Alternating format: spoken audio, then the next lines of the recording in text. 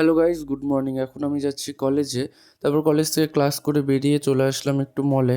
আর আমি এখন মল থেকে তাড়াতাড়ি বেরিয়ে যাচ্ছি কারণ আমার ফোন একদম ডেড হয়ে গেছে। আর তারপর বাড়ি এসে ফোন চার্জে বসিয়ে খাওয়া দাওয়া করতে বসে পড়লাম। তারপর দেখলাম দিদি পায়েস রান্না করেছে, সেখান থেকে একটু পায়েস নিয়ে খেয়ে নিলাম। তারপর সন্ধ্যাবেলা রেডি হয়ে গেলাম, বন্ধুদের সাথে মোমো খেতে চলে আসলাম।